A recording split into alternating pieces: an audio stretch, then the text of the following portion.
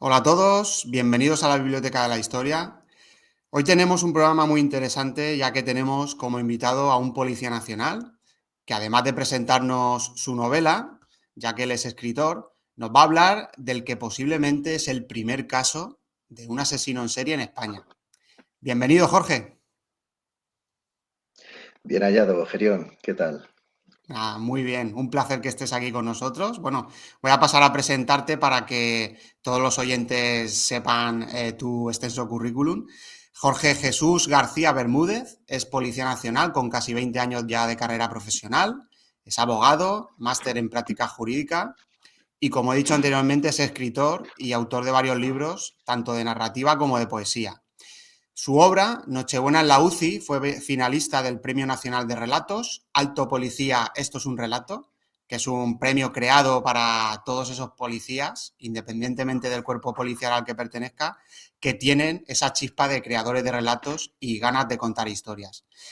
Su relato corto Luz tras las rocas participó en el certamen de relato corto Una mirada desde el corazón de la UCI, organizado por el servicio UCI del Hospital Mancha Centro, relato que fue seleccionado y publicado. Los senderos del destino es el título de su primer libro de poesía, editado en 2019 por la editorial valenciana Loto Azul y presentado en la Feria del Libro de Madrid. El segundo libro de Jorge, editado en el año 2020 por la editorial valenciana Olé Libros, se titula Envuelta en azul. Es un libro en el que habla de la violencia de género desde el punto de vista de un policía y tras su experiencia de 8 años en la oficina de denuncias, donde atendió más de 100 casos. Este libro también lo presentó en la Feria del Libro de Madrid en 2021 y además con él participó en la programación municipal del día 25 de noviembre, que es el Día contra la Violencia de Género. Jorge participó en el libro Ñ, Manual de Autoestima para Españoles, editado también por Olé Libros.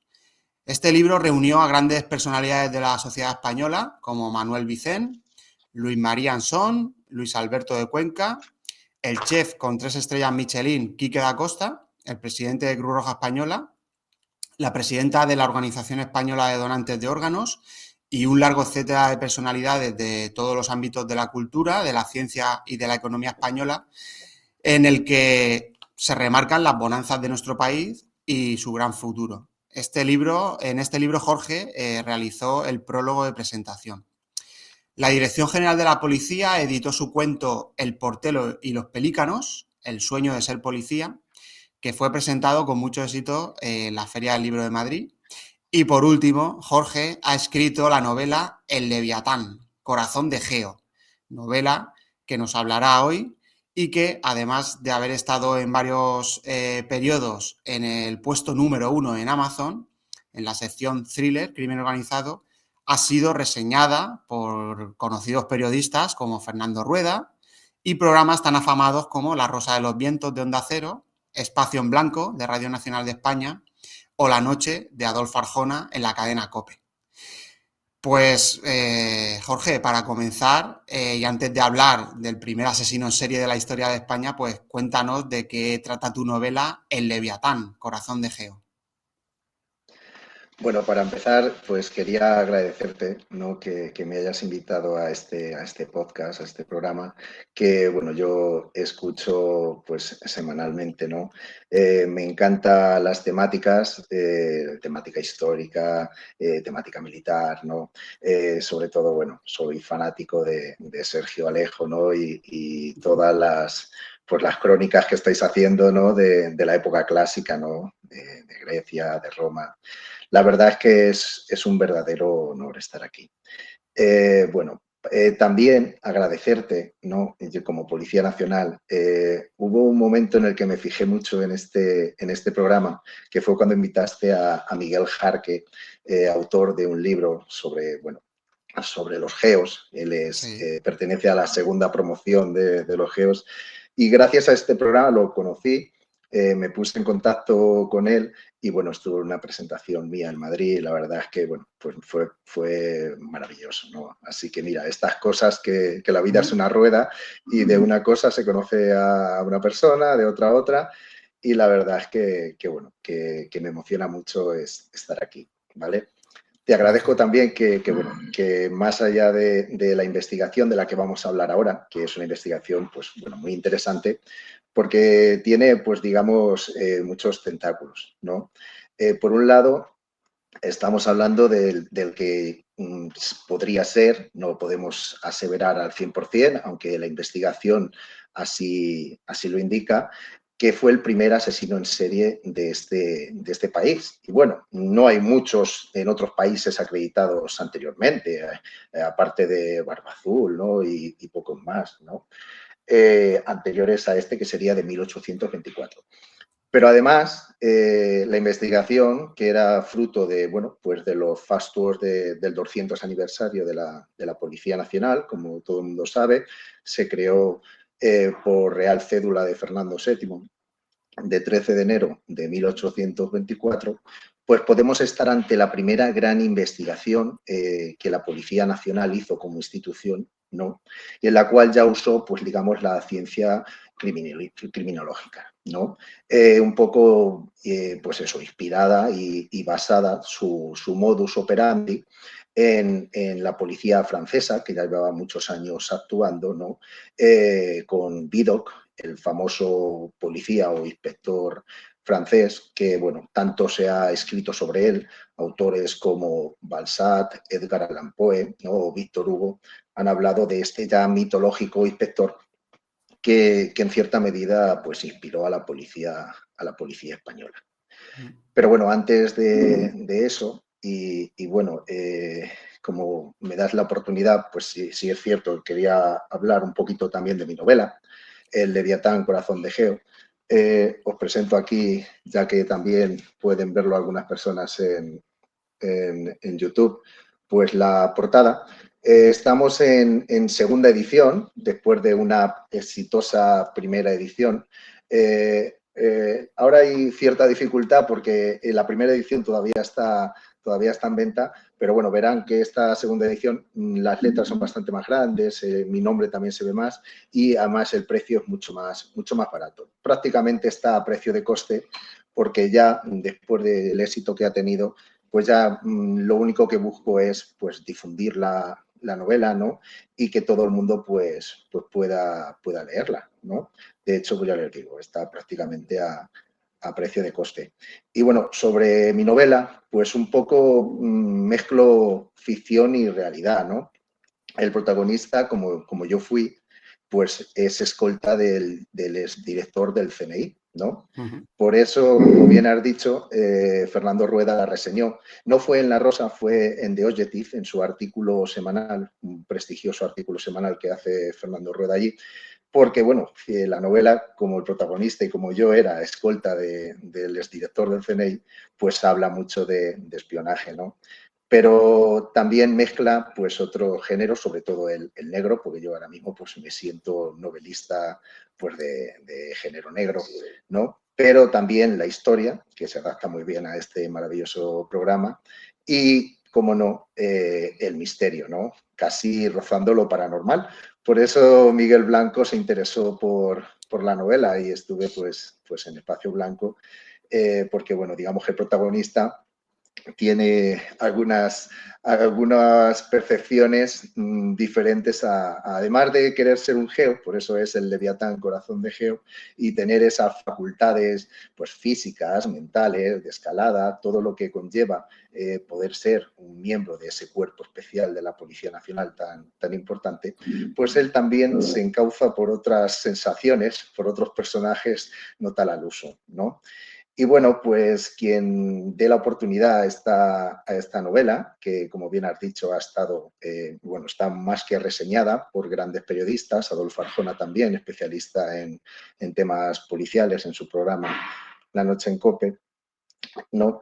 Pues quien le dé esta oportunidad verá que es una novela pues muy ecléctica, muy emocionante y bueno, que se verá involucrado en una trama alrededor del que desgraciadamente fue el peor episodio de nuestra historia contemporánea, ¿no?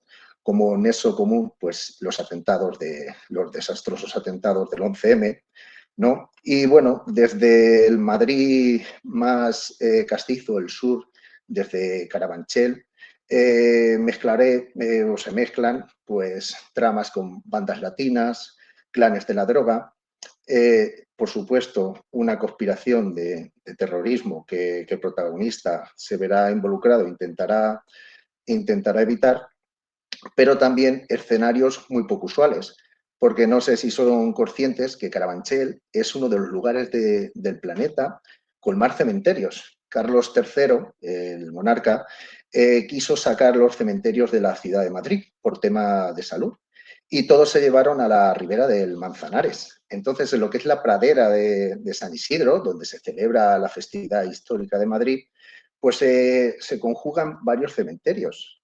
El de San Isidro, que además engloba varios, el de San Lorenzo, ambos son monumentales, con estatuas increíbles, ¿no? Con unas lápidas que la verdad es que dan bastante respeto. Pero luego también está el cementerio de Santa María, con ese batisterio de color rojo, que más que un templo de culto divino parece un templo de culto pues casi diabólico, ¿no? Y luego, pues, el cementerio británico, ¿no? Que es algo impresionante. Es también, pues, súper misterioso. Es un cementerio para, bueno, para personas de fe anglicana, como bien dice su nombre, pero también para personas protestantes y también hay una sección, ¿no? Para musulmanes. Entonces, esos escenarios tan enigmáticos dan pie, ¿no? A ciertos pasajes de esta novela que además luego se conjugan con el subsuelo de Madrid, y ya que el personaje principal pues también es un policía que había sido policía de subsuelo, ¿no? En una bajada pues casi, por así decirlo, espiritual y física a los infiernos bueno, pues tras un episodio muy traumático que tuvo. Y bueno, el Madrid del subsuelo que es impresionante, es como una ciudad debajo de la gran urbe, ¿no? Pues ahí también se verán unos pasajes pues no muy usuales, ¿no? Así que nada, como les digo, está en la segunda edición y bueno, espero que puedan disfrutarla y bueno, que le den una oportunidad, ¿vale? Así que nada, Claro que pues sí. Dejaré en la descripción del audio los enlaces a tanto a la novela Leviatán como a todos tus trabajos, tus redes sociales y todo eso. Lo volveré a repetir al final del programa. Y claro, que le den una oportunidad a esta historia. sí, una Pues cosita más al respecto, que es mi forma de escribir, como bien has dicho, he escrito varios libros de poesía. Entonces, mi concepción de la escritura es desde un punto de vista muy artístico. Es decir, yo no escribo solo una historia interesante o una historia emocionante, sino que además quiero que cada página pues quede como obra de arte. Es decir, tampoco voy a decir que sea verso, no es una novela que sea en verso, pero sí tiene un sentido estético muy especial que también creo que al lector pues le gustará sentir que cada letra, que cada párrafo está hecho pues para también gustar desde un punto de vista artístico, ¿vale? Y ya lo digo más. perfecto. Pues ahora, Jorge, después de haber presentado tu novela El Leviatán, Corazón de Geo, ahora sí que nos vamos a meter de lleno en la investigación que realizaste sobre un espectacular caso, el que nos has hablado, vamos, que no se había hablado de este caso hasta que lo sacaste tú a la luz. Estuviste hablando de este caso nada más y nada menos que en Cuarto Milenio, con el gran Iker Jiménez. Y bueno, has salido también hablando en otros medios. También realizaste un artículo hablando de este caso para la revista de la policía. Y bueno, es que es un caso de hace 200 años, porque como bien has dicho, recientemente la Policía Nacional ha cumplido 200 años desde su creación, en el año 1824, la Policía General del Reino, que fue lo que se creó en ese momento. Y bueno, en primer lugar, la curiosidad de este caso es cómo llegas a conocer este caso de hace 200 años. Bueno, pues dentro de mi biografía, ¿no? Pues está ese hecho, ¿no? De ser policía nacional, de ser jurista, de ser licenciado en Derecho y de haber ejercido, y cómo no, pues, mi amor por la historia y también pues, el ser escritor. Fruto de eso, en la jefatura de mi comisaría, la de Alcázar de San Juan, en la provincia de Ciudad Real, la jefatura fue consciente de que una de las 126 sedes que aparecen en el reglamento desarrolla esa Real Cédula del 13 de enero de 1824, el reglamento la desarrolla ya el 20 de febrero. Ahí aparecen las 126 sedes, ¿no? Y una de ellas era Alcázar de San Juan. Entonces, bueno, pues entró la curiosidad por saber si efectivamente aquí en esta zona, en la zona centro de La Mancha, pues la policía actuó como tal o simplemente pues quedó plasmado ahí, pero no tuvo ningún efecto. Entonces, bueno, contaron conmigo. Yo era, digamos, la única persona del grupo, un grupo de investigación, por donde había pues 4 historiadores, ¿no? Licenciados en Historia, dirigidos por un historiador, el archivero municipal del Ayuntamiento de Alcázar de San Juan, y, bueno, pues divulgadores y otras personalidades, otros escritores de la localidad, ¿no? de gran prestigio, que quisieron participar. Tuvimos una primera reunión y la verdad es que fue pues un poco desastrosa, en el sentido de que en el archivo hay varios de los historiadores que ahí estaban, pues todos conocían el archivo muy bien. Y la verdad es que se les escapaba el hecho de encontrar algún documento que tuviera pues relación con la Policía Nacional. El Paco Atienza, el archivero municipal, Francisco José Atienza, pues quería seguir investigando. Pensamos en varias opciones, buscar en los archivos de la subdelegación de gobierno, en la capital de la provincia, archivos de Renfe, ya que Alcázar es una ciudad pues muy ferroviaria, con una cultura ferroviaria desde 1854 muy grande, ¿no? Y que además pues tiene ciertos archivos en Delicias, en la estación de Delicias en Madrid, que se encuentra el archivo principal de Renfe, pues buscar si allí podía haber alguna cosa al respecto, ya que sabíamos que la comisaría de Alcázar de San Juan durante muchos años, de estos 200, pues estuvo enclavada en la estación. Pero por suerte, ese mismo día, en la zona más recóndita de un gran archivo histórico, que es impresionante, que aparece precisamente en el programa de Iker Jiménez, en Cuarto Milenio, pues allí aparecieron estos 3 archivadores, ¿no? Pues cargados de legajos entre 1824 a 1864, los 30 primeros años de la Policía Nacional, los 40, perdona, primeros años de la Policía Nacional. Entonces, bueno, ya pudimos ponernos en faena. Y lo más chocante de todo es que el primero de todos los documentos, o sea, fue abrir el primer legajo, y el primero de todos los documentos pues es este del que les presento un facsímil, ¿no? Sé que los lectores no podrán oírlo, pero bueno, los oyentes, perdón, pero lo voy a plasmar aquí un poquito y les indico lo que pone a pie de página, pero bueno, en la cabecera escrito aparte de lo que es este maravilloso documento, que tiene tipografía oficial, que pone Intendencia de la Policía de la Provincia de La Mancha.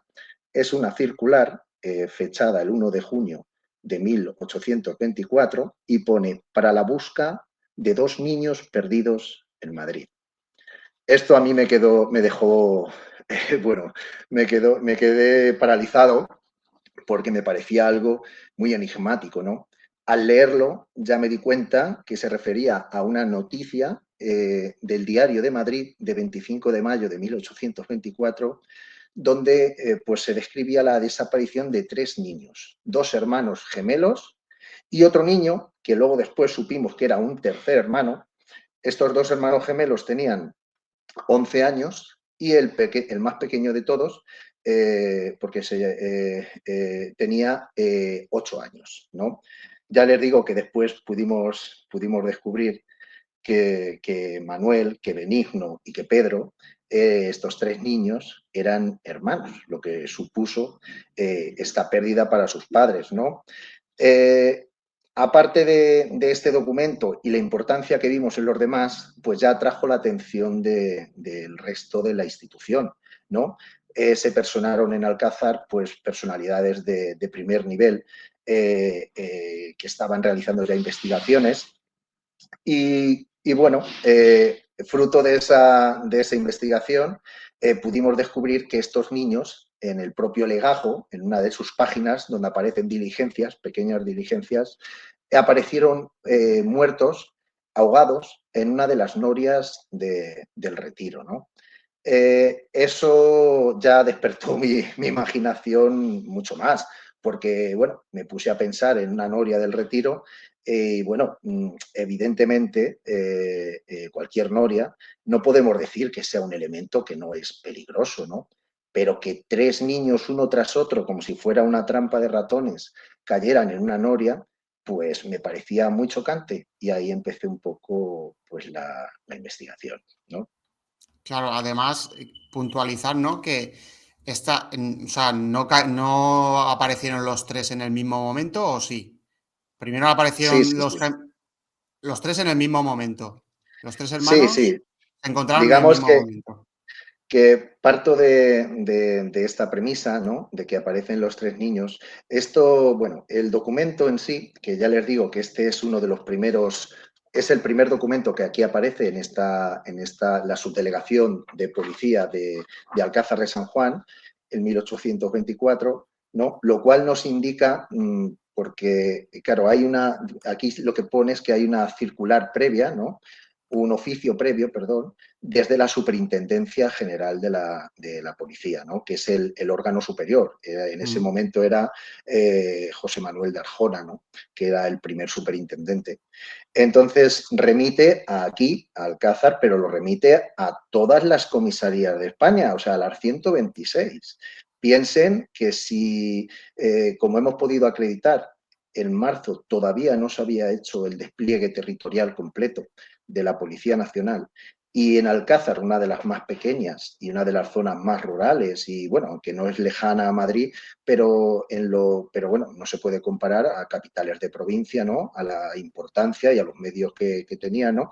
Si aquí se estaban buscando esos niños, supone pues un gran esfuerzo logístico de la institución, ¿no? Por eso, aquí no solo estamos ante la investigación del que casi seguro es el primer asesino en serie de este país, sino que estamos ante la primera gran investigación de la Policía Nacional usando, por así decirlo, la ciencia criminológica, ¿no? Es decir, un sistema pues exhaustivo de búsqueda, ¿no? ¿Por qué digo eso? Bueno, porque este documento a partir de estas primeras páginas, estas 3 primeras páginas, que redacta lo que se indica desde Madrid, desde la superintendencia. Luego ya es un funcionario, uno de los primeros policías, de los que podría haber aquí, ¿no? En Alcázar, el que hace otras circulares que ya se remiten a 30 pueblos de los alrededores. Además, o sea, no se diferencia mucho de lo que sería un atestado a día de hoy. Incluso diría que es mucho más exhaustivo, porque a día de hoy pues habría un policía, que en su despacho redactaría las diligencias de las gestiones que se van realizando, ¿vale? Pero en este caso tenemos que este instructor lo que hace es que va pueblo tras pueblo para que estos alcaldes y jueces de policía, que era así el título que tenían, eran tanto alcalde de la ciudad como juez de la policía, firmaran de puño y letra las investigaciones que habían hecho, las pesquisas que habían realizado y, bueno, que pusieran el resultado. Y todos ellos pues, van indicando que a pesar de haber realizado las eternas investigaciones, no han podido localizar a estos menores, ¿no? Hasta que hay una, la del día 20 de junio, no, 20 de julio, perdón, 20 de julio, casi 2 meses después, donde se indica en una pequeña ciudad muy pequeñita, Arenas de San Juan, es un pueblecito, perdón, que pone, como en Gaceta de Gobierno se ha hallado, como en Gaceta de Gobierno indica, se han hallado los cuerpos de los niños buscados en una de las norias del Retiro de Madrid.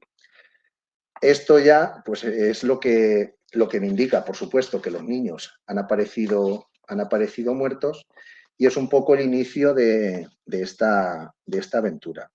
Por eso digo que el documento en sí es impresionante, pero más impresionante es lo que ahora se ponía en marcha. Para empezar, empecé, como aquí me dejaba la pista del Diario de Madrid, empecé localizando pues, los periódicos de la época. Por suerte, pues hoy en día está todo digitalizado, y este periódico, el Diario de Madrid en concreto, que es un periódico maravilloso, os invito a todos a que podáis ver periódicos antiguos, ¿no? Porque te da una descripción muy, muy exacta de cómo era la sociedad de la época. Y en esta sociedad estamos hablando que era una sociedad muy convulsa, ¿no? Estamos hablando que es 1824. Fernando VII había vuelto al gobierno en el 14, ¿no? Tras la Guerra de la Independencia contra las tropas de Napoleón, y en 1820 hay un pronunciamiento liberal por el general Riego, que si bien no hace que decaiga el reinado de Fernando VII, sí lo deja, por así decirlo, en stand-by, ¿no? Los liberales toman el mando, y Fernando VII, pues, que tenía ese impulso soberanista, un poco contra natura ya, ¿no? Contra los tiempos que en el resto de Europa pues ya estaba imperando, ¿no? Que era el liberalismo, quizá no tanto como el sistema que impuso General Riego, pero sí era la tendencia. ¿Qué pasa? Que cuando los 100.000 hijos de San Luis, enviados por el monarca Borbón francés, consiguen vencer a los liberales, Fernando VII pues vuelve, digamos, radicalizado en el soberanismo, tanto él como todos los, bueno, pues los miembros de su gobierno. Existe un cuerpo, que es el cuerpo, digamos, más radical de todos, que son los voluntarios realistas. Los voluntarios realistas, como su nombre dice, son voluntarios, eran uniformados. Yo pienso en ellos y, bueno, recuerdo a las SS y a las SA nazis, ¿no? Porque estaban muy radicalizados. También incluía personas que, siendo liberales, pues quizás se metieron en esta institución un poco para evitar sospechas sobre sí mismos, ¿no? De hecho, he visto artículos que indican bueno, que había personas que mandaban pues cartas a la superintendencia o a los propios jefes de los voluntarios realistas, pues hablando mal de algunas de estas personas, y hay un artículo donde dice que da igual que manden anónimos, que ya no se va a hacer caso a ningún anónimo. O sea, que era una situación muy convulsa. Por otro lado, se vuelve a imponer la Inquisición. Ahora se llamaban juntas de fe, ¿vale? Y en este caldo de cultivo, con los 100.000 hijos de San Luis todavía por aquí, con un ejército radicalizado y con unos voluntarios realistas extremadamente radicalizados, produciéndose ejecuciones diarias en la Plaza de la Cebada, que es un lugar muy importante en esta investigación, como luego veréis, y con la vuelta de la Inquisición, pues en ese momento es cuando surge la Policía Nacional. Como institución, además, geográficamente extendida a todo el país.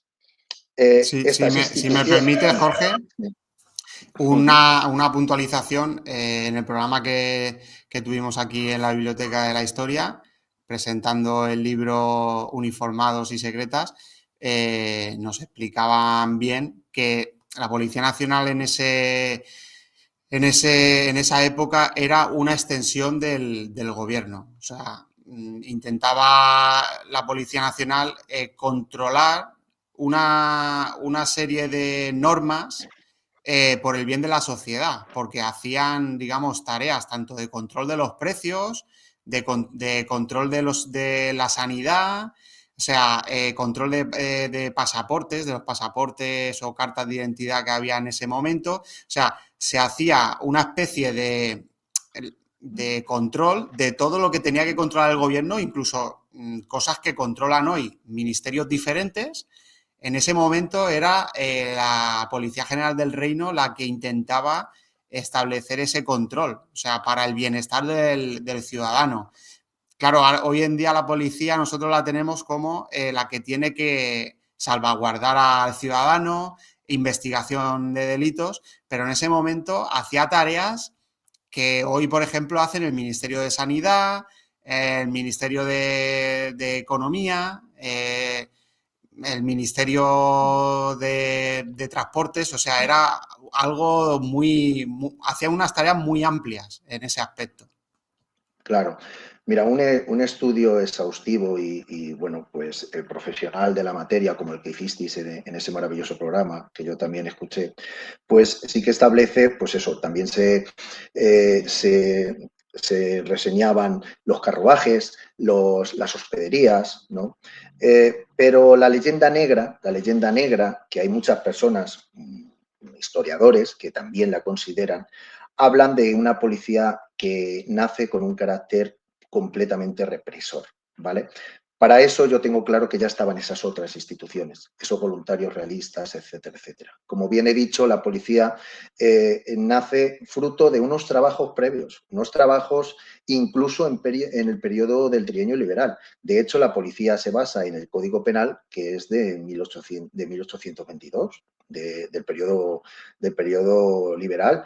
Y además, José Manuel de Arjona, que es su primer superintendente, ya forma parte de esos trabajos porque él era parlamentario en esa época, aunque luego sigue siéndolo. Digamos que la policía es la luz dentro del túnel, ¿no? Dentro del soberanismo eran la facción más moderada que existía y sí es cierto que era ciertamente afrancesada, es decir, tenía como modelo esa policía francesa tan profesional y tan mítica que ha llegado hasta nuestros tiempos con este Vidocq. Pero hay una leyenda negra, también es, bueno, por los episodios nacionales de mi queridísimo Benito Pérez Galdós, que para mí es el mejor escritor, sin ninguna duda. Pero sí es cierto que en esta materia tengo que contradecirle, ¿vale?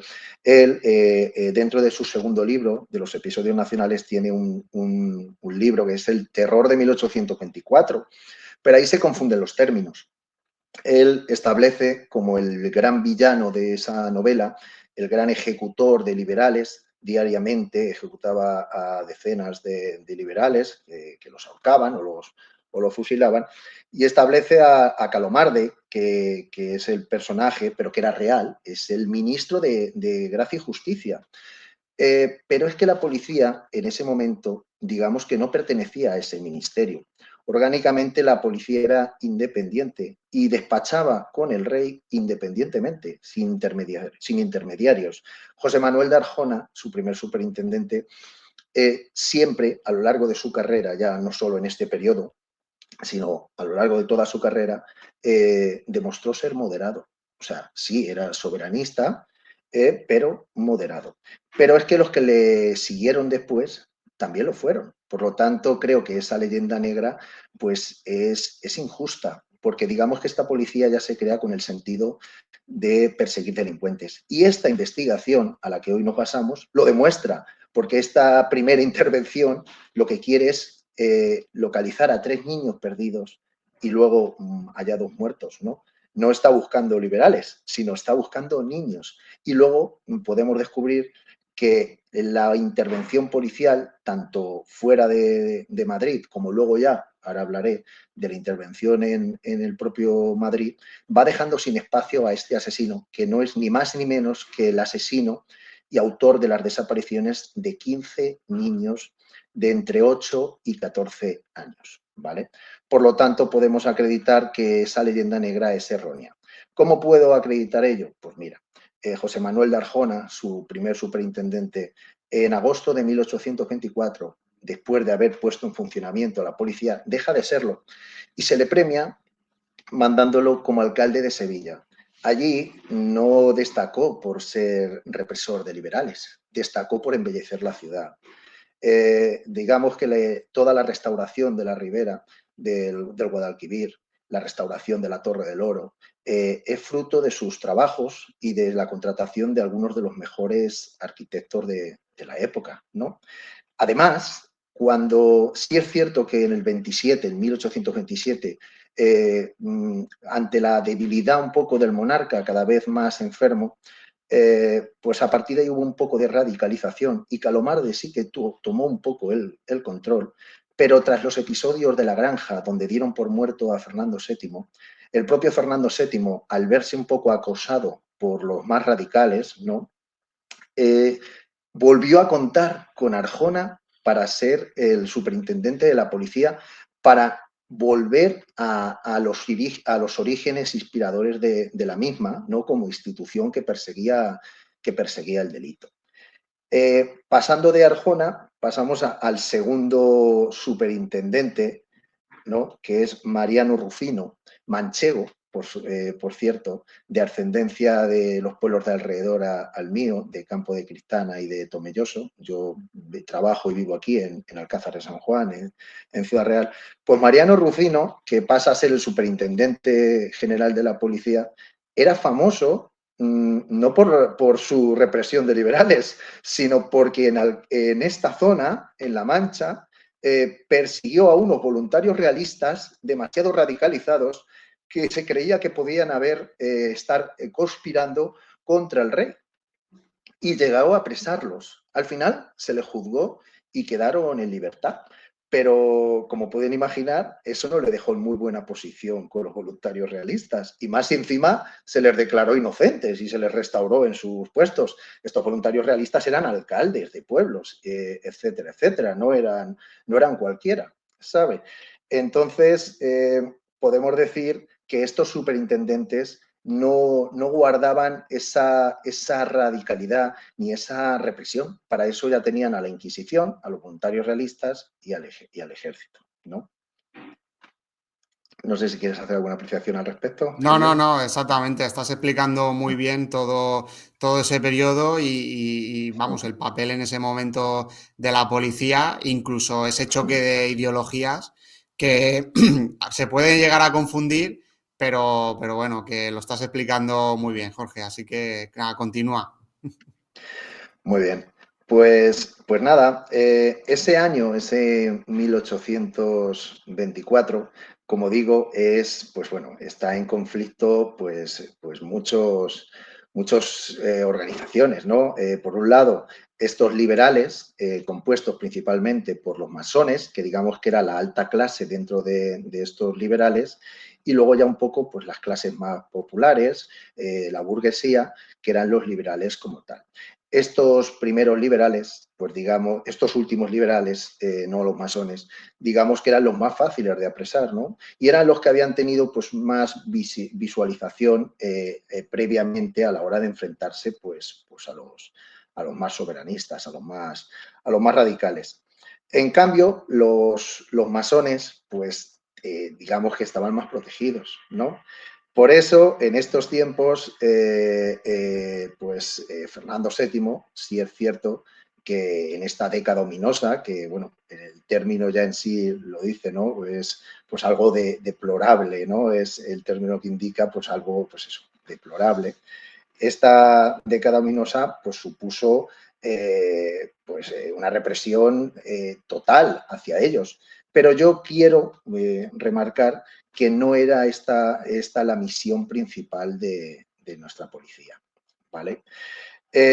Pasado, digamos ya, este atestado, volviendo a lo que es ya la investigación en Madrid, al leer este diario de Madrid, me fui percatando, no hallaba la aparición de los niños. Por lo pronto solo teníamos una diligencia del alcalde de un pueblecito, el alcalde y juez de policía de un pueblecito, Arenas de San Juan, pero no conseguí hallar en los medios de comunicación, en el Diario de Madrid, ni en la Gaceta de Madrid, que es el actual BOE. Es, digamos que la evolución de la Gaceta de Madrid a día de hoy es el boletín oficial del Estado, ¿no? No conseguía localizar esta aparición de los niños. Pero en cambio, poco a poco, fui descubriendo desapariciones de niños de las mismas características, ¿no? Y cuando digo características no solo digo de edad, sino también incluso física, clase social, etcétera. Al final fueron en un periodo muy concreto, que es lo que remarca que algo ocurre, que algo extraño está ocurriendo. Yo he podido investigar un año antes de las primeras desapariciones, ¿no?, de Benigno, Manuel y de Pedro, de estos tres hermanos, y salvo un caso, que ahora hablaré de él, y que es un poco la excepción que confirma la regla, y un poco yo creo que es la prueba, porque tiene todas las mismas características, no hay desapariciones de estas edades. Y después, a partir del 13 de noviembre, también he investigado un año después, y tampoco hay desapariciones de estos niños de entre 7 y 14 años. Sí hay desapariciones de niños entre 2, 3 años. Estos niños no saben llegar a casa, pero un niño de 8 años, de 9 años, qué decir, uno de 12 y uno de 14, en un Madrid de 100.000 habitantes con calles de tierra, sabían perfectamente llegar a su casa. No hay otra explicación a sus desapariciones que sean de manera voluntaria o que alguien, una persona extraña, haya podido intervenir en estas desapariciones, que ya no hay noticia de aparición ninguna, ni de que nadie los ha encontrado, etc. En cambio, en las desapariciones de niños de 2, 3 años, muchos de ellos entiendo que abandonados. Tenemos que pensar en este periodo, no sé si pueden pensar en Los Miserables, ¿no?, de Víctor Hugo. Ahí esa época, ¿no?, de niños con gorritas, con pañuelitos, ¿no?, pues estos niños pues harapientos que iban por las calles, estas calles, estamos hablando, o lo extrapolo, ¿no?, al París de 1824, porque es exactamente el periodo de los Miserables, ¿no?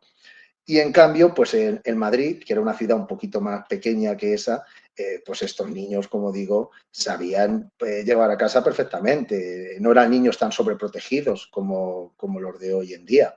Eran niños pues con mucha más vida, ¿no? Eran más supervivientes. Pero luego, aparte, aquí tenemos que diferenciar unos niños de otros.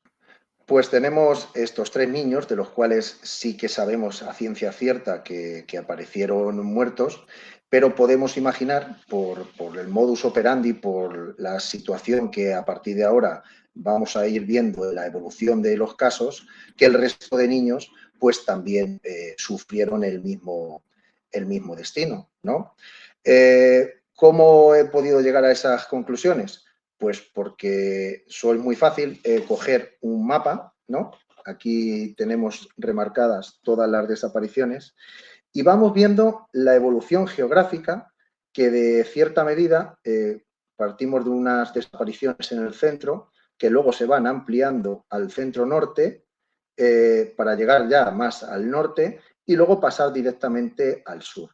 Esta evolución no solo es geográfica, sino que también es social, ¿vale? Los niños, los primeros niños, tanto Benigno como Manuel, como Pedro, son niños todos de apariencia rubia, pelo rubio, ropas cuidadas, calzados, chaquetitas, una gorra azul, ¿no?, colores avellana, azulados. En cambio, después, como ahora les explicaré, el resto de niños ya son muy diferentes, ¿no? Todo indica que la aparición de la policía en la presión a este delincuente, por así decirlo, hace que él tenga que ir evolucionando y que su pulsión, esa pulsión que tiene por esta acción delictiva, por esta pues posiblemente agresión sexual y asesinato de los niños, pues le hace pues tener que ir variando su modus operandi. Partimos de estos tres niños y tenemos que hablar de un niño anterior, el 1 de marzo. Lo que pasa que no hay documentación porque, como ya les digo, el 20 de febrero es el reglamento, es el día que se publica el reglamento de la policía, que la pone, por así decirlo, en funcionamiento. Da la sensación de que el 1 de marzo es un niño de las mismas características, de 8 años, igual, buenas ropas, y sobre todo hay una característica muy específica. Estos primeros niños, tanto los 3 hermanos como este niño, como los 3 después, que será Miguel Llorente y luego Anastasia, que es, bueno, es la primera niña, una de las 2 niñas que desaparecen, y su hermano mellizo, Mariano, ¿no? Todos estos niños desaparecen cuando van al colegio. Ese es el primer, digamos, el primer toque de atención a un modus operandi, y lo cual pues, nos pone en precaución de quién podría ser este autor, ¿no? Alguien relacionado con los colegios. La investigación que he realizado, pues evidentemente pongo en preaviso, ¿no?, de las situaciones de los colegios de esa época, muchos religiosos, ¿no? Otros de carácter civil, otros, por así decirlo, privados, ¿no? Donde eran, bueno, pues profesores de cierto prestigio que daban clases en sus propias viviendas, ¿no? Quedaban ya muy poquitos colegios, por así decirlo, estatales. Se habían creado en la época del Marqués de Florida Blanca, ¿no? En la época de Carlos III, en ese despotismo ilustrado, pero ya estábamos en otra época, y esta época, con la vuelta de la Inquisición, pues fue uno de los primeros, de hecho, que se echaron atrás, ¿no? Esas escuelas ya solo eran religiosas. Una, De perdona primeras, que te sí. interrumpa, Jorge, una cosa. Has comentado el tema de agresiones sexuales.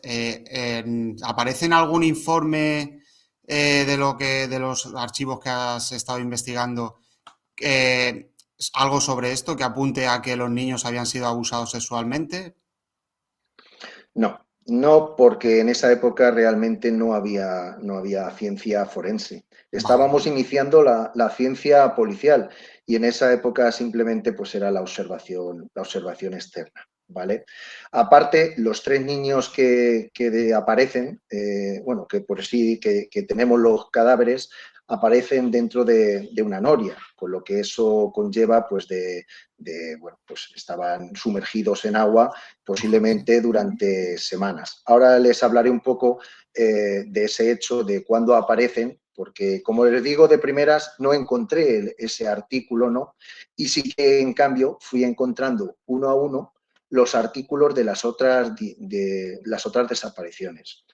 He marcado la diferencia de estas desapariciones con las de niños más pequeñitos que no sabían llegar a casa, donde a veces estas noticias marcaban que habían sido localizados niños. Los padres realmente no publicaban la desaparición, porque muchos de ellos me da a mí que eran abandonados, ¿no? Pero, bueno, otros los encontraban otras personas y ponía, oye, que me he encontrado un niño de 2 años, a ver si alguien me dice de quién es, y se lo puedo entregar. Pero de estos niños mayores, pues como les digo, la desaparición solo tiene sentido si es de manera voluntaria o si es forzado por una tercera persona, porque estos niños, pues como digo, no son tan sobreprotegidos como los de a día de hoy, que los niños pues los llevamos a todos los sitios, como es lógico, ¿no? Porque bueno, pues el mundo ha evolucionado y no solo es el tráfico, etcétera, etcétera, de las ciudades, sino también, bueno, pues ciertas cosas que han ocurrido y que nos hace a los padres, ¿no? Pues, Claro. pues desconfiar, ¿no? Además, Bueno, perdona que te interrumpa, Jorge, en este aspecto, incluso a esa época eran pocos los niños que irían al colegio a estudiar, posiblemente solo los de familias pudientes, y el resto posiblemente ya estarían de aprendices en talleres y en fábricas, y los de zonas rurales estarían ya trabajando en el campo y con los animales, porque a esas edades los niños ya estaban muy espabilados y ya posiblemente 8 a lo mejor no, pero casi que ya estaban ayudando, pero con 11 años, como los gemelos que has mencionado, con 11 años posiblemente ya estaban trabajando en ciertas labores, o sea que no eran como los niños de ahora, exactamente. Bueno, no tenemos que irnos tan lejos. En la posguerra del siglo XX, de la guerra civil, los niños con 12 años ya estaban trabajando, vamos, por poner caso cercano, mi propia madre con 12 años o mis tíos igual, con 12 años. En esa época, pues todavía más. O sea, eran niños que, bueno, que muchos de ellos eran supervivientes. Pero estos primeros casos, tanto el niño de marzo como los tres hermanos, como los que después voy a hablar, que ya les he hablado un poquito, Miguel Llorente, Mariano y Anastasia, estos niños eran diferentes, estos niños eran ciertamente prudentes, estos niños iban al colegio y llevaban todos muy buenas ropas, además todos tenían pues, esa apariencia física que da la buena alimentación, ¿no? Pues estos niños, pues eso, tenían una alimentación que te da, pues eso, una apariencia saludable, ¿no? Y además, en los artículos de prensa, pues establecen esas ropas de tonos azulados, esas ropas de calidad, ¿no? Esos calzados, esas gorras, ¿no? Que luego, pues va evolucionando. Después tenemos un problema cronológico. Esto es debido a que las diligencias de este primer atestado que les he mostrado, este documento, bueno, que es un hallazgo casi pues, arqueológico, por así decirlo, en Arenas de San Juan, que es el pueblo donde el alcalde y juez de policía nos establece que aparecen esos niños, porque así se ha visto reflejado en la Gaceta de Madrid, en lo que era el BOE, pues si el día 20 es cuando aquí se publica, por así decirlo, pues eso nos haría pensar que podían haber aparecido pues unos días antes, a lo mejor una semana antes. Podía coincidir incluso con el 14 de julio, que es cuando desaparece el siguiente niño tras la desaparición de los gemelos y del hermano pequeño. Este niño es Miguel Llorente, que también desaparece camino del colegio, ¿vale? Pero después supimos que estos niños no aparecieron tan tarde, no aparecieron el 14 de julio. Estos niños realmente aparecieron el día 2 de junio, pero ahora les hablaré de eso, ¿no? La investigación, al no haber encontrado todavía la otra noticia, continuó y tenemos la desaparición siguiente, les voy indicando en el mapa, tras Miguel Llorente, tenemos la desaparición de Mariano Vidal y de Anastasia Vidal, ¿vale? Esto es como 15 días después. Y hay que tener esa fecha importante porque marca un poco la pulsión y la necesidad de este autor. Tenemos varios elementos, ¿no? que nos marcan pues, el modus operandi y uno de ellos es su propia necesidad y que no suele dejar más de 15 días entre un caso y caso, entre caso y caso. Y en otros incluso las desapariciones conjuntas en un mismo día de dos niños. En este caso, digamos que fue una cuestión de oportunidad, porque sí es cierto que siempre la preferencia ha sido niños y en este caso desaparece una niña, ¿no? Posiblemente fue una cuestión de oportunidad. Estos son los últimos niños, digamos, de alta clase. Son niños que también iban al colegio y que también son de la zona centro más nuclear, ¿vale? Digamos que hasta ahora los 3, 4, 5, 6 y 7 niños, estos 7 niños que ya llevamos, todos están en la zona muy céntrica de Madrid, que sería un poco también por el área donde él se mueve, ¿no? Por esta persona se mueve. Esto nos da a pensar que la policía, esta policía iniciática, esta policía nacional, que empieza a trabajar y que empieza un poco a usar pues, un sistema pues, de persecución a la delincuencia, ¿no? Y va poco a poco, pues encuentra que los colegios son el punto de referencia de todas las desapariciones y que entiendo que empezaron a controlar estos colegios, ¿vale? A partir de aquí sí que es cierto, y eso hay que decirlo, no lo escondo, que llega agosto y que en agosto posiblemente no lo he podido aseverar, no he podido aseverar si había vacaciones de verano o no, pero bueno, la costumbre me indica que así era, ¿no? Pero sí es cierto que a finales de agosto vuelven a desaparecer otros niños y aquí ya cambia completamente o sea, las condiciones sociales, físicas, etcétera, de estos niños. A partir de aquí, que es el 31 de agosto, ¿vale? Y ya los niños son muy diferentes. Aparecen niños que van descalzos, niños con viruela, niños con marcas en los ojos. Ya no son la apariencia angelical que eran los anteriores. Y además, geográficamente, ya no es el centro nuclear de Madrid, sino que ya nos estamos abriendo al norte, al centro norte, ¿vale? Es como que va rodeando. ¿Esto qué nos indica? Pues que posiblemente el autor está siendo sometido a presión por parte de la policía. Él se percata de ello y amplía pues el margen de actuación.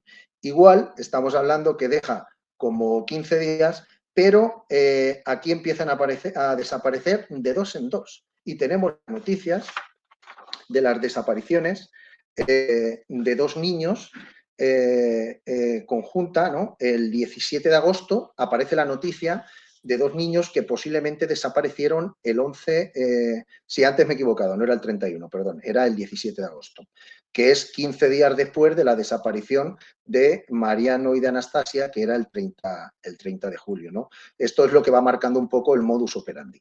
La pulsión temporal que él no puede evitar actuar, ¿no? Y ahora ya la evolución que hace hacia otro área geográfica, lo que conlleva también pues, la evolución social de estos niños. Aquí desaparecen dos niños y ya cambia todo. Ya, pues como digo, van descalzos, uno va a vender una rueda, bueno, un ruedo, pone en el periódico, no sé qué, imagino que es una rueda, ¿no? Y estos niños, que ya les digo, estos están en el norte, más bien hacia la zona occidental, ¿no? Hacia la zona más cercano, hacia la zona norte del Palacio Real, ¿no? Pasamos de estos dos niños a la desaparición el 2 de septiembre, otra vez 15 días, de otros dos niños el mismo día. El mismo día vuelven a desaparecer dos niños y esta vez es en el norte, mucho más al norte. Uno sería en la calle, perdona que lo miro, sí, Espíritu Santo, y otro en la calle Libertad. El primero, Antonio José, desaparece el Espíritu Santo. Y el otro, que es un niño de 11 años, del cual no tenemos el nombre porque no aparece en el artículo, pues en la calle Libertad, que este además es hijo de un soldado, así lo indica y pone hasta el domicilio del padre para que lo vayan a buscar. Aquí ya vemos que es como un animal de presa, ¿no? Es un animal que se está viendo forzado por la policía y entonces caza de dos en dos, ¿no? Ya no hay otras desapariciones. Tenemos dos el mismo día y ya no hay en 15 días. Y en 15 días tenemos otra vez dos el mismo día y ya no hay. Y ahora nos vamos a ir de nuevo pues a un periodo un poquito más largo. Pues de estos niños de verano, ¿no? Pasamos a los que he llamado los niños de otoño, ¿vale? Aquí ocurre algo, y es que igualmente que antes la policía ha presionado en las zonas escolares, ahora la policía, al darse cuenta que ya no es solo las zonas escolares, sino que ya se amplía a toda la zona norte, o sea, más al norte, ¿no? Hemos visto que es prácticamente rodeando el centro norte, que digamos que a partir de la Puerta del Sol hacia arriba, pues ya las primeras desapariciones son en calle Preciados, en calle Arenal, ¿no? Y en la Plaza de Callao. O sea, estamos hablando que esas primeras desapariciones son en esas tres calles tan reseñables y tan céntricas. Ahora ya pasamos a calles más periféricas, ¿no? Como la calle Veneras, la calle Espíritu Santo o la calle Libertad. Todas ellas rodeando al resto, ¿no? Esto nos hace pensar que la policía ya, al ver estas desapariciones, también se percata y amplía su margen de actuación a todo este norte. Es decir, hemos visto que ya el autor ha dejado de coger niños, de secuestrar niños en la zona céntrica y ahora ya se ha ido a otra zona, a una zona más periférica. ¿Qué pasa? Que el autor posiblemente también se percata de ello y nota la presión policial. Y por eso hace un giro tremendo, porque va al sur, lo cual implicaría posiblemente incluso un cambio de domicilio por su parte. Pero volvemos a la teoría de la pulsión, de esa necesidad, que es lo que también remarca pues, que efectivamente existe un modus operandi, ¿no? ¿Por qué? Porque se va al lugar más terrible de la época, ¿no? Se va a la Plaza de la Cebada y en 2 días, en el 9 de octubre, o sea, el 9 y el 14 de octubre, en los alrededores de la Plaza de la Cebada desaparecen 2 niños. No habían desaparecido 2 niños junto a la Plaza de la Cebada antes, ni desaparecen después. O sea, estamos viendo el proceso evolutivo geográfico de este autor, incluso social de los niños, y ahora ha cambiado y se ha ido a la Plaza de la Cebada y allí desaparecen 2 niños.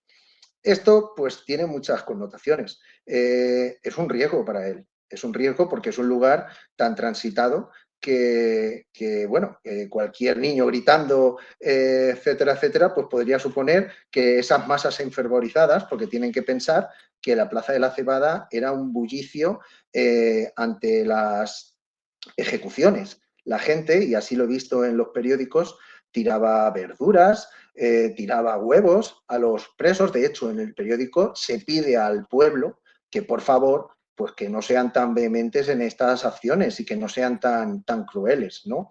O sea, que mire cómo era la situación. Pues en este hábitat tan hostil, nuestro asesino pues coge a 2 niños, ¿vale? Esto supone pues un riesgo, pero también nos remarca un poco su personalidad, ¿no? Lo aguerrido que es, como debe serlo para dedicarse, por así decirlo, a lo que se dedica. Pero claro, estos niños también evolucionan mucho. Ya no tienen nada que ver con los primeros, con Benigno, con Manuel y con Pedro. Tampoco tiene que ver con estos segundos de la zona norte. Estos niños son pues supervivientes absolutos. Alguno de ellos ya se ha escapado en algunas ocasiones, como dicen sus padres en los artículos de prensa. Por supuesto, van descalzos, las ropas son extremadamente raídas, ya no llevan gorra, otros llevaban gorra desgastada, los niños de verano, pero estos ya no llevan nada, no llevan chalequito, solo llevan una camisa rota, un pantalón desgastado.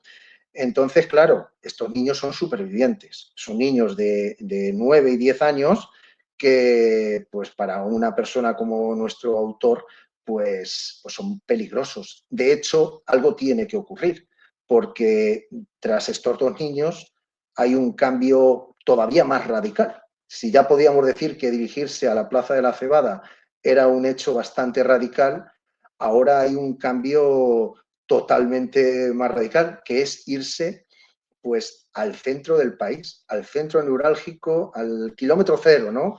Se va a la Puerta del Sol y allí desaparecen pues otros dos niños a la vez, lo cual igual pasan otros 15 días y de golpe desaparecen otros 2 niños, ¿no? Lo cual vuelve a remarcar pues este periodo de pulsión, de necesidad y un poco también como este asesino pues actúa inteligentemente. Evidentemente, cuando deja el rastro de 2 desapariciones en la Plaza de la Cebada, eso también lleva a que la policía se centre en ese lugar. Y al irse a la Puerta del Sol es un poco casi un enfrentamiento, ¿no? Es decir, bueno, estoy donde es un sitio tan visible que no me vais a ver, porque es como que se enfrenta directamente pensando que en un lugar así pues no le iban a buscar. Pero si te parece, Gerión, antes de hablar de estos 2 niños, quería poner un poquito más en antecedentes, ¿no?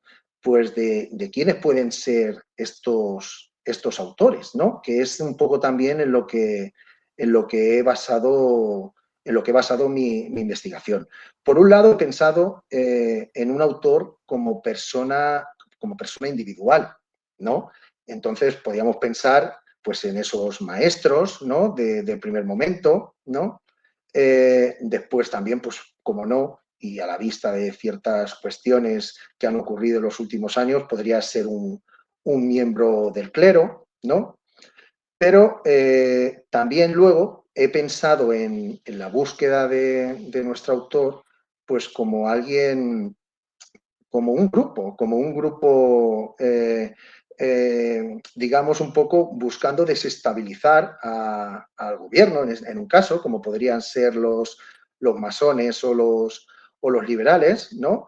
Y por otro lado, pues los propios gobiernos intentando un poco poner a la sociedad en contra de estos masones y liberales, pues hacer ver que ellos han sido los causantes de estos hechos, ¿vale?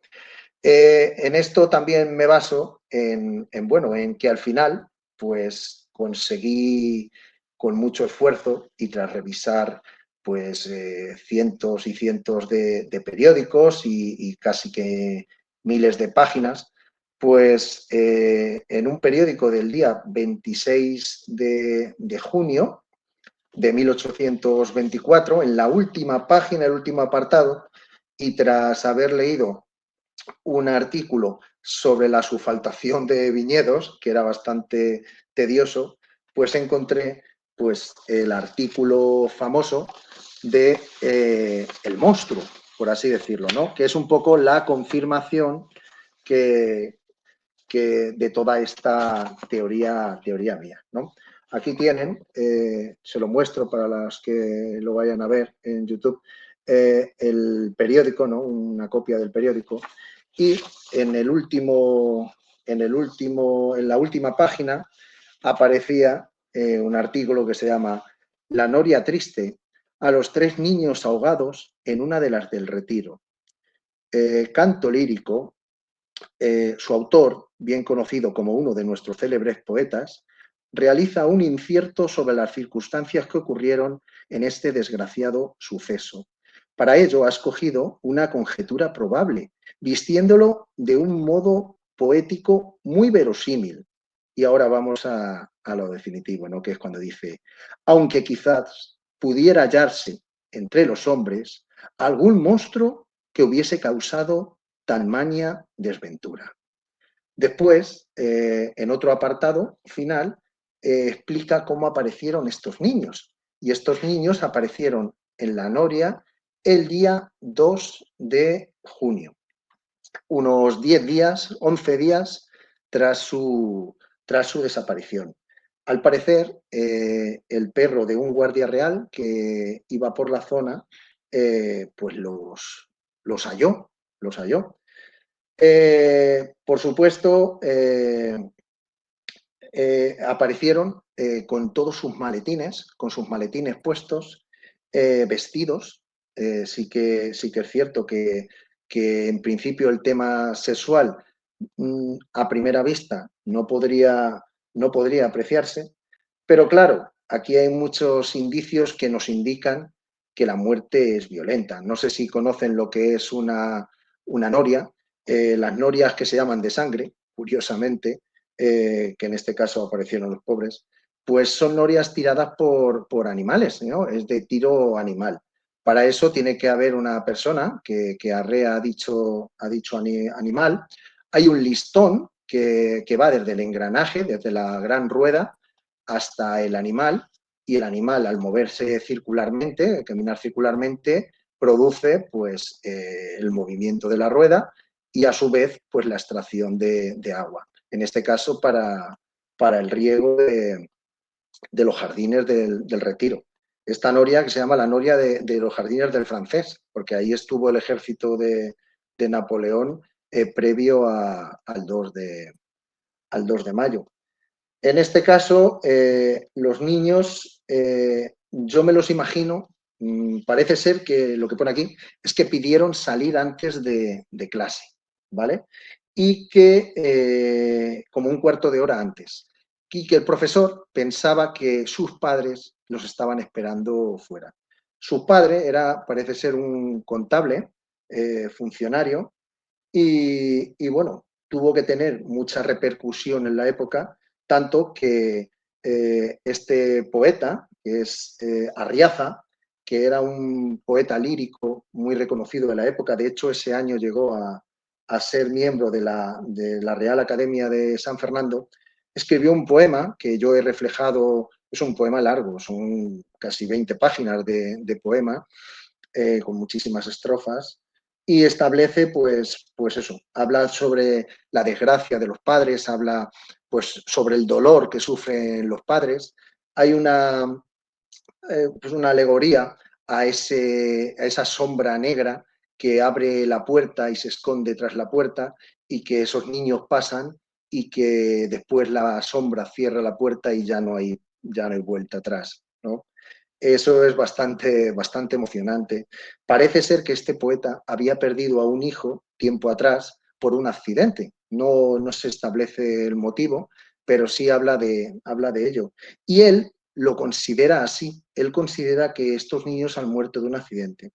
Pero el propio periodista habla pues de que, bueno, de que es verosímil el accidente, digamos que esto es una crónica literaria, ¿no?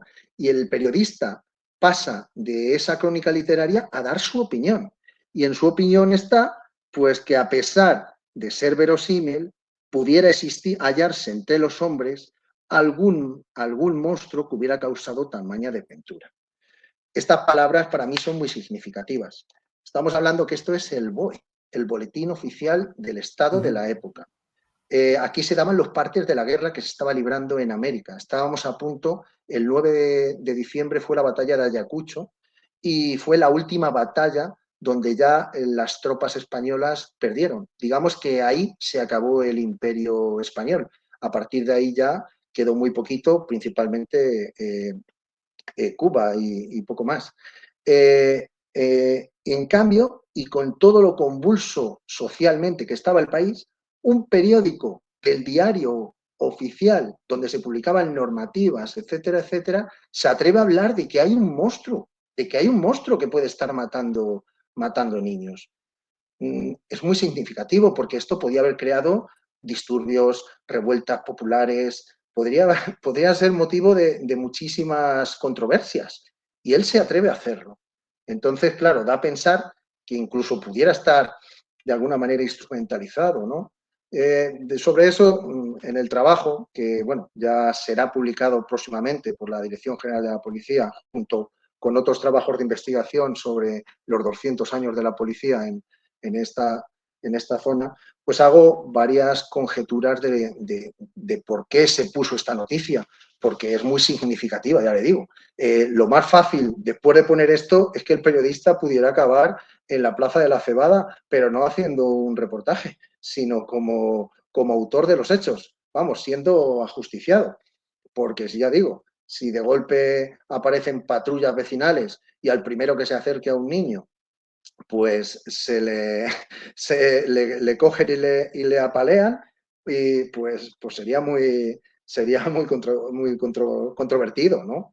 Entonces, da la sensación de que si este periodista se atreve a poner algo así, es porque realmente creen que algo así está ocurriendo, y están poniendo un poco en preaviso a la sociedad. Más allá de esas controversias sociales que pudiera crear, pues está el dolor de los padres. Porque en esta noticia, si los padres pensaban, como es lógico pensar, que era un accidente, si de golpe, un mes después, el periodista principal del medio de comunicación más importante, tenemos que pensar que no solo es el BOE como es ahora, sino que en esa época este periódico era el medio de comunicación más importante de todo el país, de todo el imperio, podríamos decir, como pudieran ser el Nodo en la época franquista, o los telediarios de televisión española en los años 80 y 90, o como ahora son las redes sociales. Es el medio de comunicación más importante y con más difusión.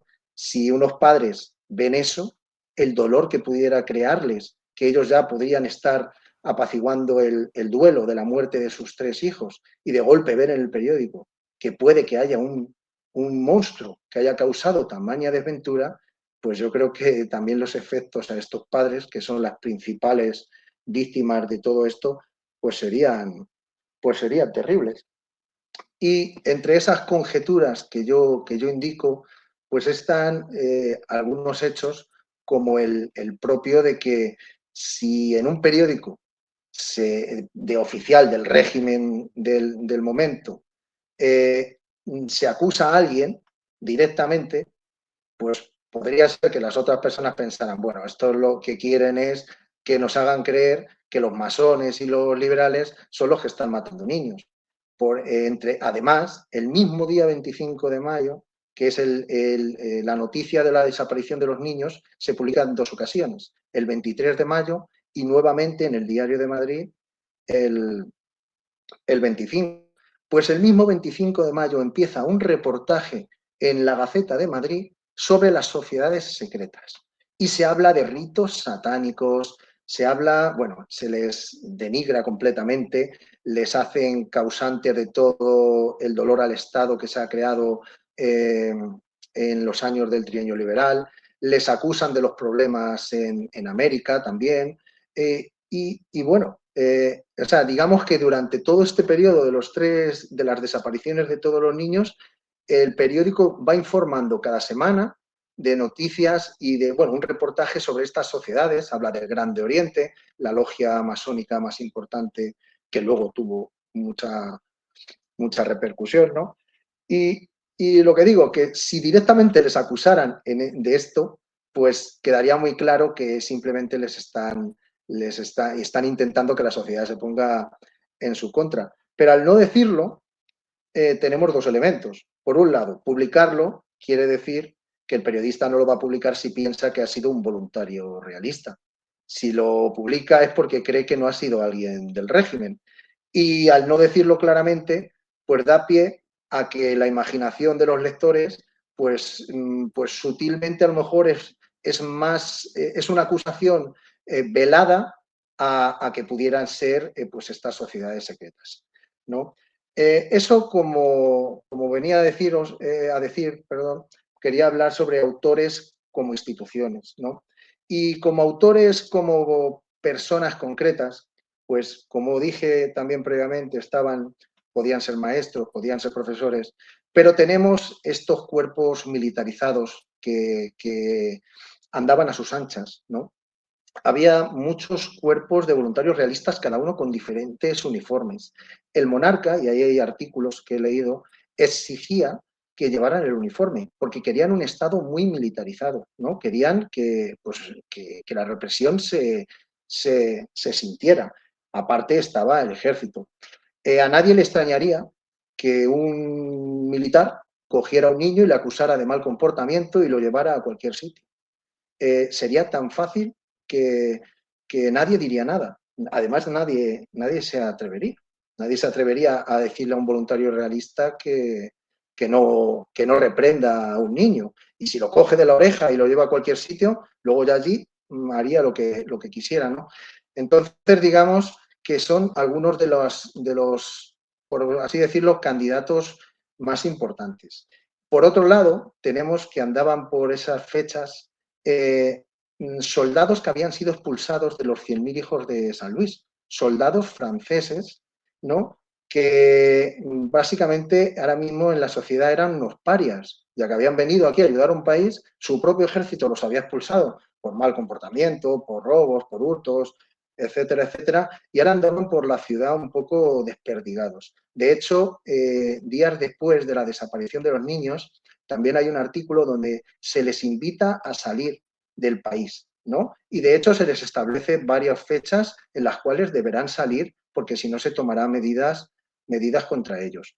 Estamos hablando de unos soldados franceses que vienen de una Francia y de un París que es una ciudad completamente amurallada, ¿vale? Es una ciudad donde la policía ya lleva pues como 30 años actuando, el sistema penal también, donde ya la policía es moderna, usa métodos científicos, ¿no? Y de golpe llega a un país donde la policía lleva un mes apenas, donde la ciudad, la capital, solo tiene una pequeña cerca que ni siquiera se le puede considerar muralla, que no hay registros de entrada y salida apenas, salvo en puntos muy determinados. Entonces, si alguien tuviera esta necesidad, por así decirlo, La diferencia entre lo que pudiera hacer en su Francia natal a la diferencia de lo que puede hacer aquí, pues era mucha. Aquí lo tenía mucho más fácil, ¿no?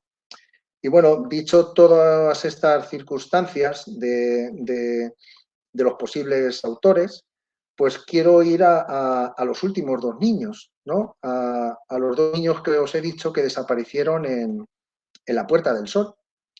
Para empezar, son los más diferentes a todos los demás. Volvemos a una clase social ya principal. Resulta que es una niña vestida con un traje azul.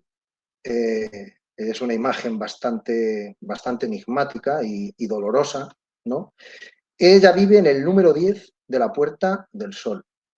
Y otro niño, el mayor de todos, un niño de 14 años, que vive en el número 19 de la Puerta del Sol, ¿no? Con esto volvemos a reforzar pues este devenir, ¿no?, geográfico y social de nuestro autor. Nunca antes habían desaparecido niños en la zona de la Plaza de la Cebada y de golpe desaparecen dos.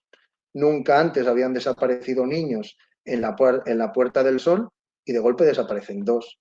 Yo creo que esto nos invita a pensar que más que la casualidad de que desaparezcan niños a pares en zonas muy concretas, determinadas, que es el devenir de una persona especial, de este autor, el que produce que estas desapariciones se vayan produciendo, ¿no? Además, pues eso, ya digo que esto es un acto ya de él, un poco ya bueno, pues, por cómo llamarlo, ¿no? De enfrentamiento y de casi intentar humillar a la policía, yéndose al centro neurálgico no solo de la ciudad, sino del país, ya que sabemos que es el kilómetro cero. A partir de ahí se crea el país, no solo su red de circulación, sino básicamente es el centro neurálgico, ¿no? Es lo que todos tenemos en mente como el centro del país.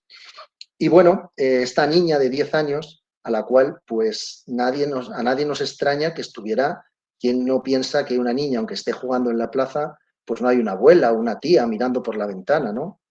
Eso nos hace pensar cuántos días no estaría él observándola hasta que supo identificar que en ese momento estaba desprevenida pues los vigilantes, padres, madres, abuelos, y, eh, y realizó pues su terrible acción.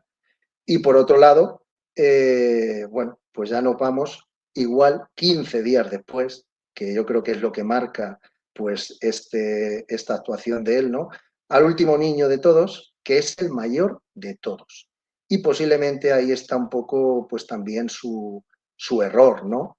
Este niño, el mayor de todos, tiene 14 años, que reside, como he dicho, en el número 19 de la Puerta del Sol.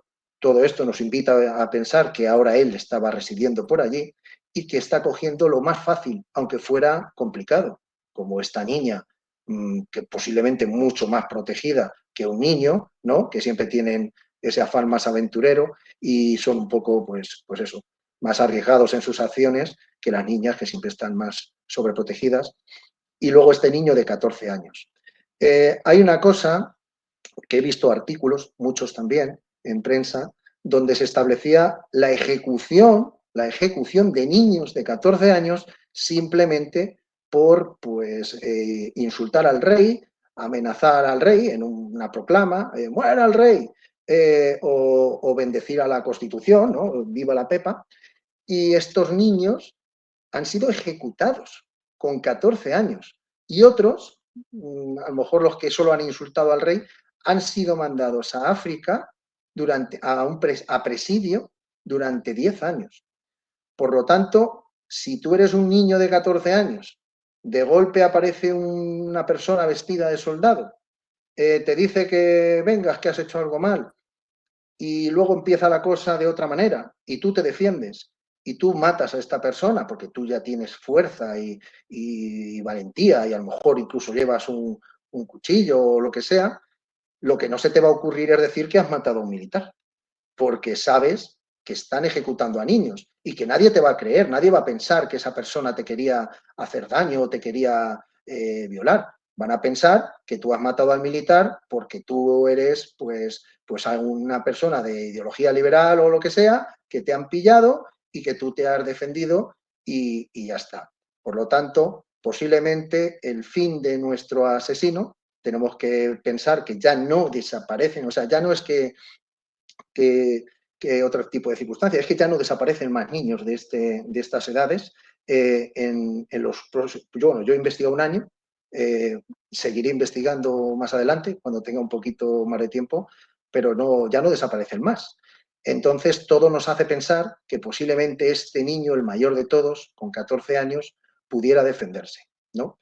Pero también nos invita a pensar que este devenir por parte del autor desde el centro al norte, después al sur y luego otra vez al centro, puro centro, pues es fruto de esa labor policial que va poco a poco pues acotándolo, ¿no? Y cercándolo hasta que ya se ve forzado a tomar decisiones arriesgadas a las que su pulsión le llevan, como es pues a intentar pues agredir a este niño de 14 años que creo pudiera conseguir defenderse y acabar con él. Así que un poco es toda la historia, Gerión. Pues es muy, muy interesante. Me quedan muchas preguntas por hacerte, solo por establecer puntos críticos de todo este caso y toda esta investigación. Uno de los puntos que nos convendría saber es, todos los niños que aparecieron son los casos que has comentado tú, o hay desapariciones en los que no se ha hallado el cuerpo. Solo aparecen los cuerpos en los 3 hermanos. Vale. Aquí lo que vemos es un poco, ya vemos que hay una primera prueba con el primer niño de marzo, y posiblemente los 3 cuerpos es porque, bueno, pues un poco la inexperiencia de él.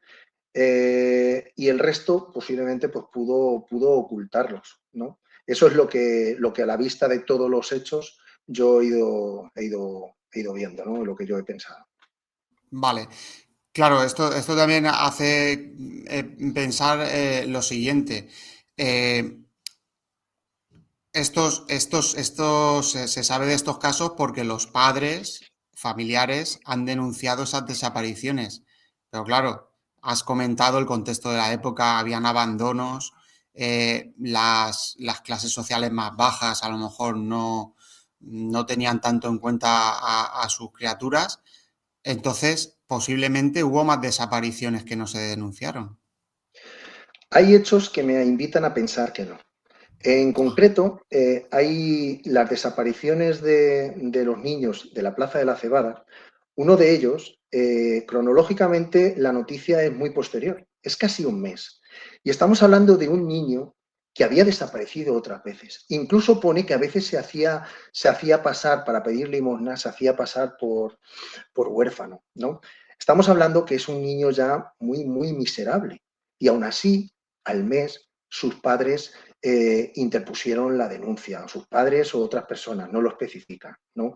Por eso me invita a pensar que todos estos niños, todas estas noticias suelen ser varios días después de la desaparición. Desapariciones voluntarias diarias habrá, pero estas son ya desapariciones reseñables. Son las desapariciones en las que ya los padres ven indicios de que su hijo no va a aparecer. ¿Entienden? En una ciudad donde todo el mundo se conoce y donde todo el mundo ya ha preguntado. O sea, antes de denunciar, antes de publicar la noticia, tú ya has preguntado por todos los sitios. O sea, en estas desapariciones se denota desesperación. Y sobre todo porque, ya os digo, es un periodo de 3-4 meses concreto. Previamente, en estos periódicos, que tienen una historia muy amplia, tanto anterior, son periódicos que vienen de 1600 y tenemos esos periódicos, los podemos ver, y posteriormente continuaron. No hay desapariciones. Estamos hablando de un plazo muy concreto, ¿vale? Otra pregunta que te quiero hacer es porque es muy importante. Claro, si estamos hablando, estás comentando más o menos en todo momento de un autor. Pero claro, pudo haber varios autores, porque has comentado los casos. Claro, el primer caso son 3 hermanos a la vez los que aparecen muertos. Yo me paro a pensar y digo, a ver, puede ser que sea complicado un solo autor que se haga con las 3 criaturas, ¿no? Tenemos, desgraciadamente, el famoso caso en España que son las niñas de Alcácer, donde intervinieron varios, porque claro, un solo autor hacerse o controlar a varias criaturas es complicado. Entonces has comentado las primeras 3 víctimas, pero es que luego has comentado otro caso, el de los mellizos, el niño y niña. Un solo autor, hacerse con 2 criaturas, controlarlas y llevárselas, es complicado. Entonces, imagino que no descartas que hubieran varios autores, no solo un solo autor. Sí, aquí ya nos metemos, digamos, en el modus operandi, ya en la acción, ¿vale? Yo soy especialista, ya me he formado, ya estaba muy interesado en el tema de los asesinos en serie, ¿no? Hay 2 muy remarcados, que son Andrei Chikatilo, el asesino es nacionalidad ucraniana, pero realmente era ruso, ¿vale? Asesinó a prácticamente 60 niños y niñas durante varias décadas. Por otro lado está el caso del que está acreditado como el primer asesino en serie español, Roma Santa, ¿no? El hombre lobo de Ayariz. Ambos tienen 2 modus muy diferentes. Roma Santa, en esos viajes que hacía y esas estratagemas, de golpe estaba acreditado que hacía un ataque súbito e inesperado de sus víctimas. Por eso le hablaban de hombre lobo, ¿no? Porque era como un ataque de ira brutal, ¿no? Por otro lado, Chikatilo era muy sibilino. Chikatilo, ¿qué hacía? Estos niños que iba viendo por las estaciones, él era comercial, ¿no? Iba por muchas estaciones, veía a niños solos.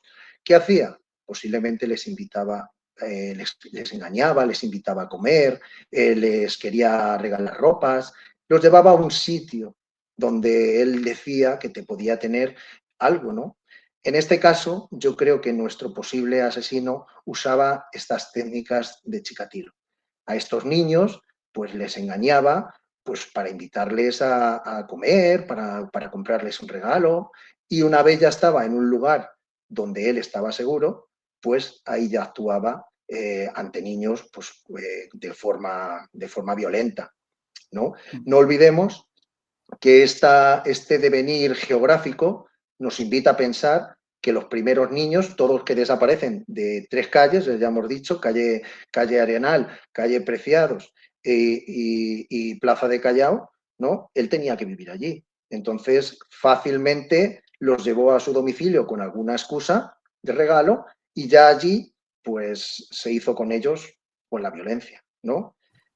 Sí es un poco más difuso los niños del norte, aunque hay 2 desapariciones, los niños de verano, por así decirlo, pero hay 2 desapariciones seguidas el mismo día y están en la misma zona, en la zona que hemos dicho más occidental, al norte del Palacio Real. Ahí desaparecen 2 y luego otros 2, 15 días después, más al norte, ¿no? Igual, posiblemente él tenía allí un lugar, un domicilio, él cambió para esa actuación y los llevó, pues eso, con engaños y una vez ya en un lugar más secreto, pues poder actuar con violencia. Después hace lo mismo, nos vamos y desaparecen 2 seguidos, sí que en días diferentes, no es como los otros que son el mismo día, ¿no? En días diferentes en la Plaza de la Cebada y luego finalmente igual, otros 2 en días diferentes, aquí ya sí que marca esa pauta de los 15 días, que es como el límite de su necesidad. Evidentemente él vivía cerca de la Puerta del Sol y evidentemente él vivía en ese momento cerca de la Puerta de la Cebada. Eso es lo que yo entiendo que hacía, ¿no? Pues engañarles con alguna estratagema, con alguna prebenda, con algún regalo, y ahí ya, pues, una persona que sea fuerte, eso no lo podemos saber, o armado, o como sea, pues ya se puede hacer con 2, con 3, incluso con más niños. Así es. Y claro, de repente se cortan las desapariciones de niños. ¿Qué hipótesis puede haber sobre el autor? Porque de repente, claro, o sea, es que has ido comentando, que son 15 desapariciones en total, si no me equivoco, en el Ujú. periodo de ¿cuánto tiempo? ¿De un año? No, no, no. En el periodo desde el 21 de mayo, que Mm. desaparecen los tres hermanos, hasta el 13 de noviembre. O En sea, ese concreto periodo en desaparecen, menos de un salvo este año. primer niño, sí, sí, en 4 meses, en 4 meses. Eso Sí. nos hace ver que todo se focaliza y que además va evolucionando porque es una persona que tiene en ese aspecto mucha necesidad y desarrolla su aberrante pulsión pues ya sin control, aún así ciertamente controlado y ciertamente dándose cuenta de cómo la policía pues le va pisando los talones.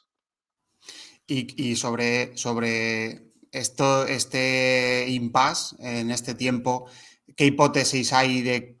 Claro, has ido comentando más o menos los posibles autores, pero tu hipótesis personal, así la que más te llame la atención que pueda ser el autor real, eh, ¿quién puede ser? Porque claro, de repente desaparece, que deje de actuar se puede deber, como has ido comentando, a la presión policial y que ya diga, mira, hasta aquí hemos llegado, voy a dejar de actuar, o que él mismo ya no resida en Madrid.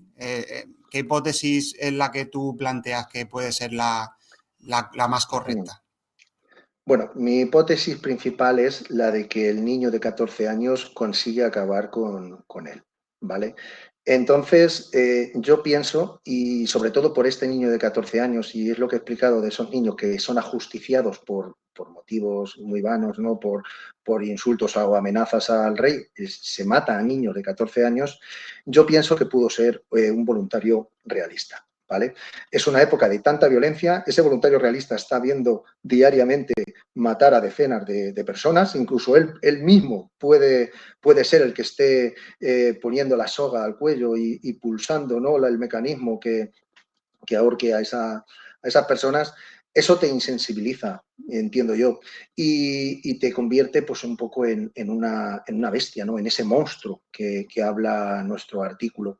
Por eso yo creo que todo indica que alguien que pueda andar libremente, alguien que tenga pues en ese momento cierta capacidad económica y que tenga libertad de movimiento, etcétera, etcétera, podría ser un voluntario realista.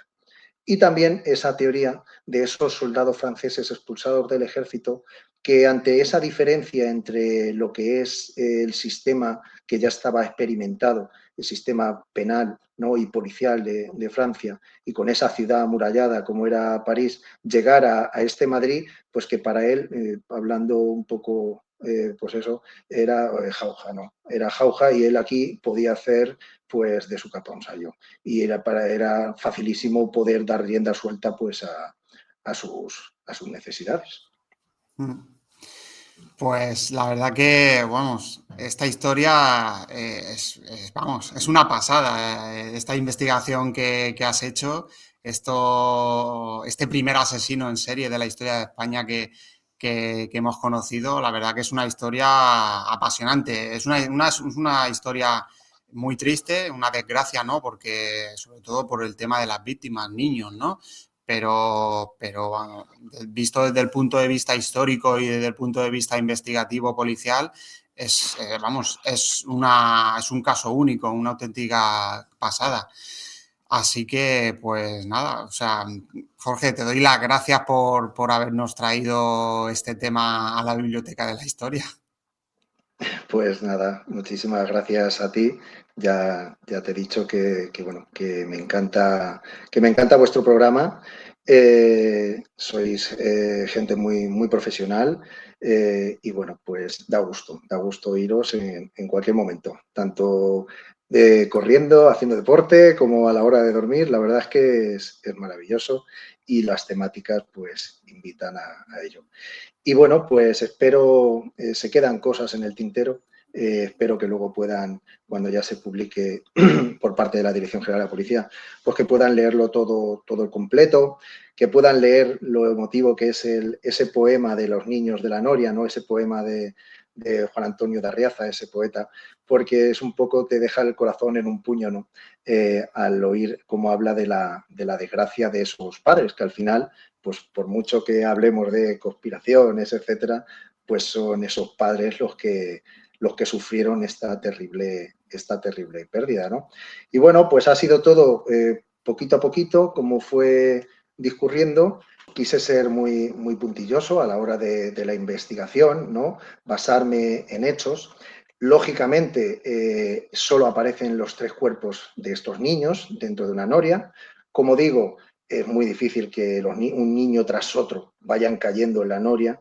Lógicamente, alguien los metió en esa noria, ya muertos posiblemente, simplemente se deshizo de los cadáveres allí, como método un poco pues, de iniciación a su carrera criminal, ¿no? Pero, como digo, ya no aparecen más cuerpos. Lógicamente, en esa ciudad era muy fácil deshacerse, tanto en el campo como de cualquier finca tenía terrenos. Esto es previo a la desamortización de Mendizábal, había conventos, jardines, terrenos, etcétera. Era muy sencillo poder esconder cadáveres. La no aparición del resto de cadáveres, ¿no? Pues puede invitar a que estos niños no murieron. Pero el modus operandi es muy claro y las desapariciones conjuntas, la evolución geográfica, pues nos indica que, que hubo un autor. La noticia del monstruo, ¿no? La noticia del periodista indica que probablemente hay un monstruo en la ciudad que está causando estas desapariciones y bueno, todos los indicios nos hacen ver que estos niños efectivamente fueron asesinados y que fue un autor el que lo provocó. Exactamente. Pues como digo, muy interesante. En la descripción del programa dejaré el enlace a tu novela, al resto de libros que tienes publicados, a las entrevistas que te han hecho acerca de tus libros y de tus investigaciones. Concretamente dejaré el enlace a ese programa de Cuarto Milenio en el que hacen una recreación de este caso y está muy interesante, está muy chula esa recreación. Y también pues dejaré el enlace a tus redes sociales para que los amigos de la Biblioteca de la Historia que han escuchado este programa pues te conozcan de primera mano. Y bueno, de nuevo, gracias Jorge por acudir a la Biblioteca de la Historia.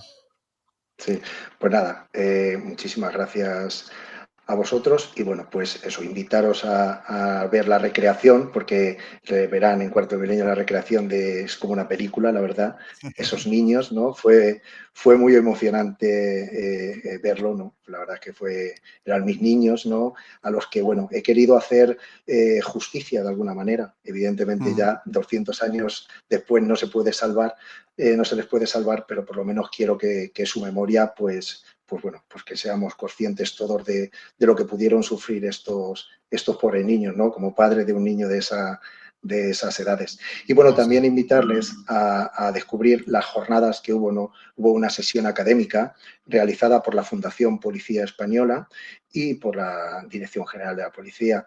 Fue el 17 de septiembre. Lo pueden encontrar como sesión académica Alcázar de San Juan en YouTube. Ahí expliqué ante pues, miembros de la institución pues toda esta investigación, ¿no?